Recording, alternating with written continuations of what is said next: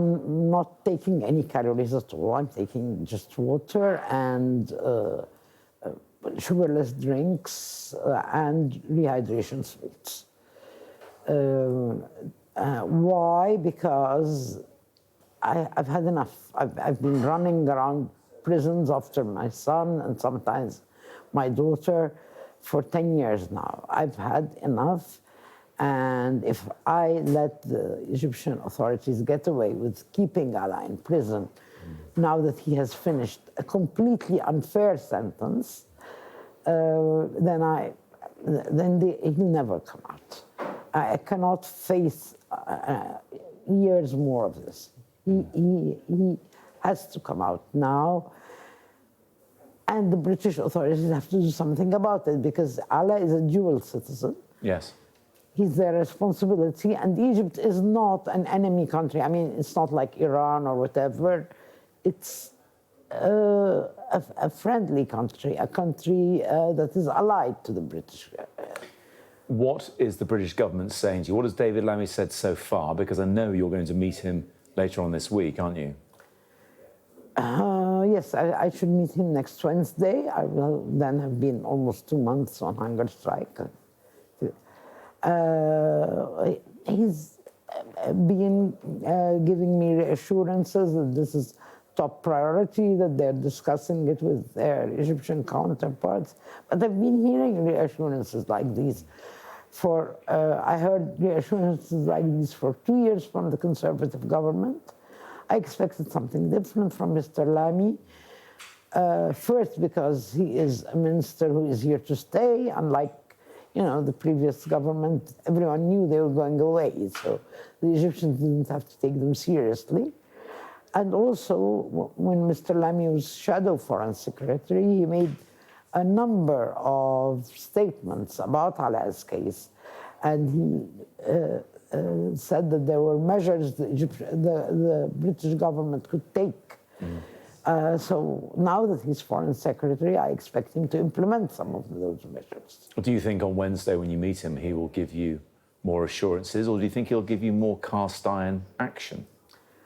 I hope he will give me action,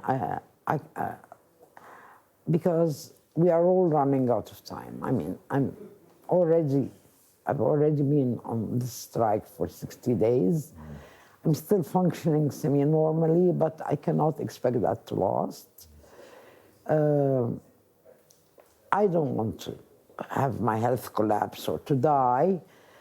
Of course, I don't want that. And I'm sure Mr. Lammy will be very embarrassed if that happens. So I really hope we don't get there. I really hope we get action on this, and quick action, so that we can all sort of put this behind us. I can have a few, I can have time with my children and with my grandchildren without having to run around prisons.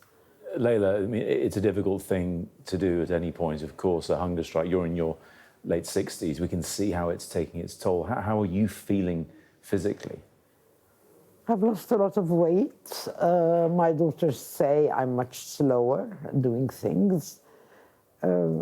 Other than that, as I said, I'm still functioning semi-normally, but I cannot expect this to last. Just to finish off, I mean, you've long been an activist in Egypt. Your husband was as well, Alaa too. Do you think the family is being punished by the Egyptian authorities for that decades of activism? Yes, I do believe that.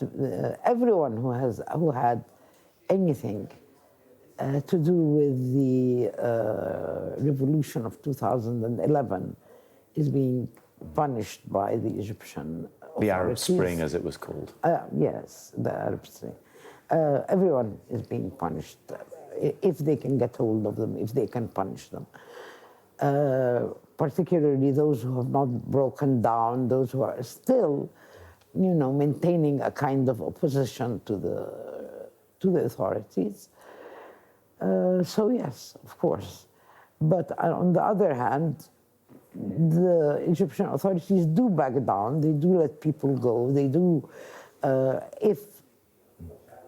if they're approached either by the right pressure or by the right, I mean, I'm sure the British authorities can find a way of doing this, whether